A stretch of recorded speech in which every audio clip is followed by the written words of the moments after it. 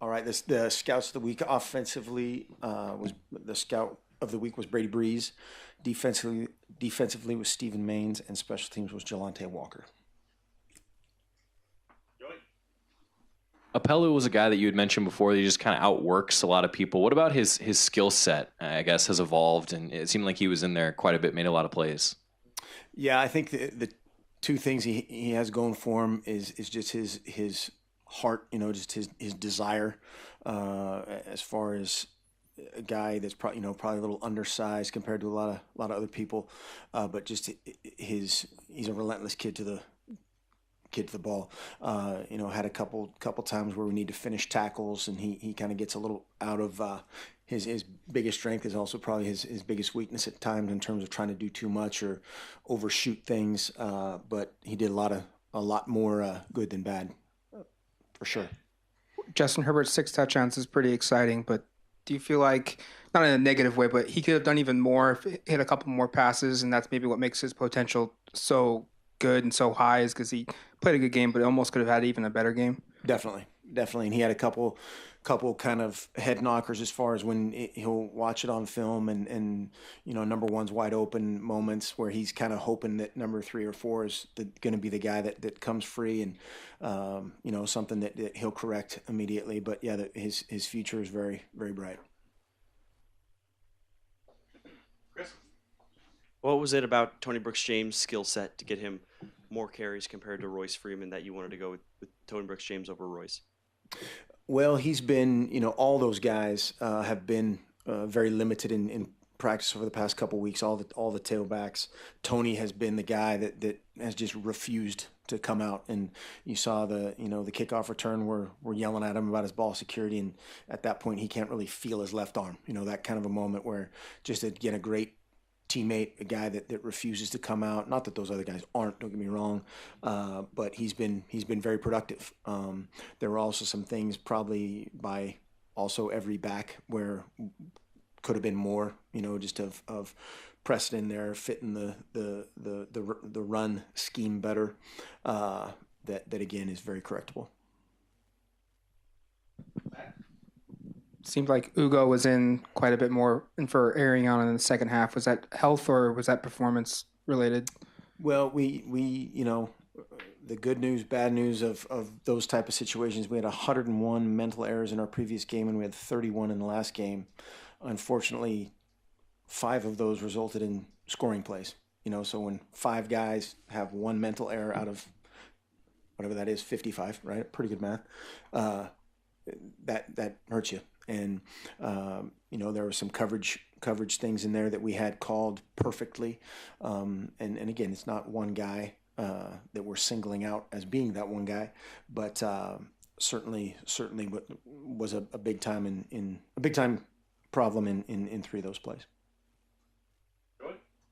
Similar to Matt, it seemed like Malik Lovett has sort of gotten in and gotten involved a lot more. How much has he progressed since, I remember last year, moving from the offense to the defensive side of the ball?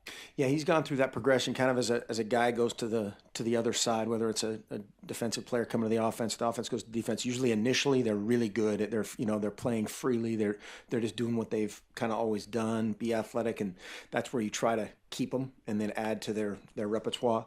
But then they also sometimes will run into a wall of, okay, now I'm trying to do, be the perfect technician in a good way, be a perfect technician, maybe start to think too much about things.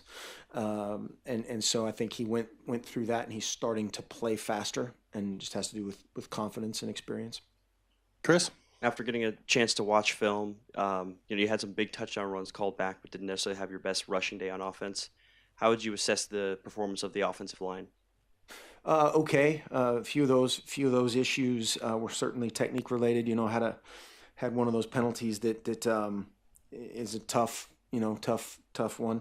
The one on Taj's long run situation where the defender's coming to cut him and kind of just reacts. It's tough one. But sometimes. It was the offensive line. Sometimes we had communication issues with either the receivers or the tight ends if they were removed from the front. We didn't have our best night of communication up front, and that hurt us at times in the run game. Joey? tight ends were a big part of the passing game, particularly with touchdowns. Was that more matchup based and Justin Herbert just found them, or have those guys kind of, I guess, come into their own the last week or so? I think both of those things. We've had some issues just health wise at receiver, and getting the development of Pharaoh, of Johnny, of Evan, and also Jake. Those guys. There's more depth there right now. Hopefully that will change as we go forward. We'll see. But yeah, then also part of it just how they play defensively. We thought those guys had a chance to have a good night. Chris? You iced Cal's kicker and it worked out. But what's your philosophy on icing the kicker? Do you do it differently on different games? Some coaches don't like believe roulette. in it. Yeah. Roulette.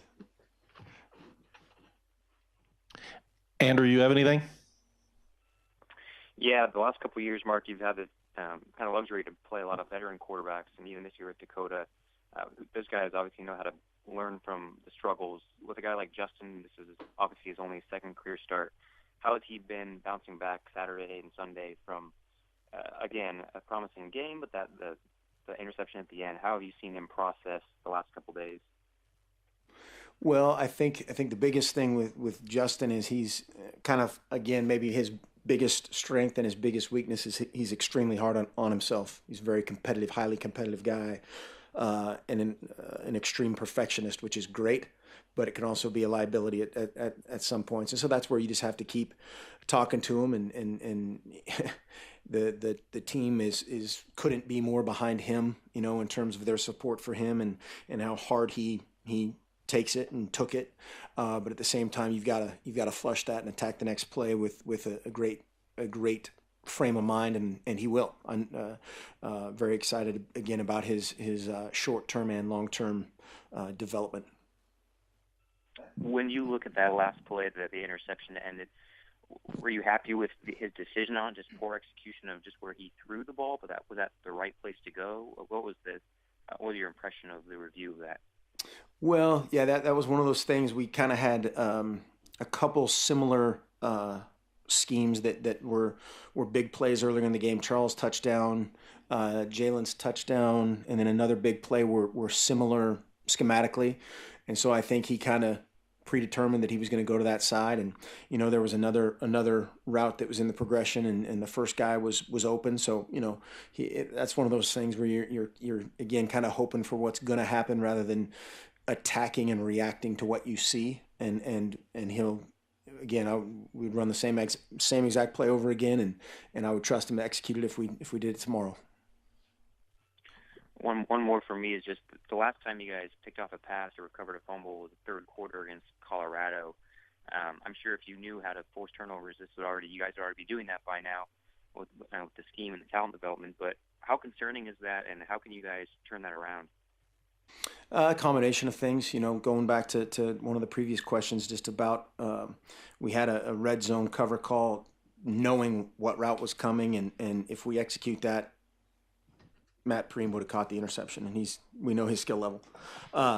And then, we had a couple of the balls hit us right in the face. We made some coverage adjustments as the game went on that we executed better, and we had a couple chances to make that. But that's a byproduct, again, of fitting routes, getting more confidence in various coverages and seeing those things over and over again. It's going to happen, and then obviously that's got to come with pressure on the quarterback as well.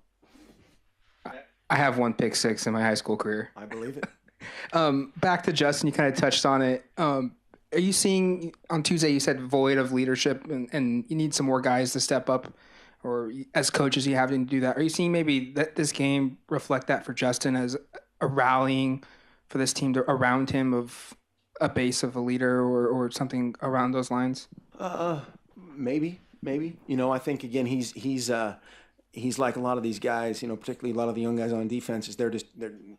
You go from trying to survive on your own to thrive together, and that's where the tight red zone where we had a couple communication busts with the other mental errors that we were talking about that led to scores. It's literally two guys that are 6 feet away from each other communicating that, that's my guy, and that's something that you see on NFL Sunday, whatever, it'll happen. It's just one of those things that in the heat of the moment, you have to fall back on what you've done.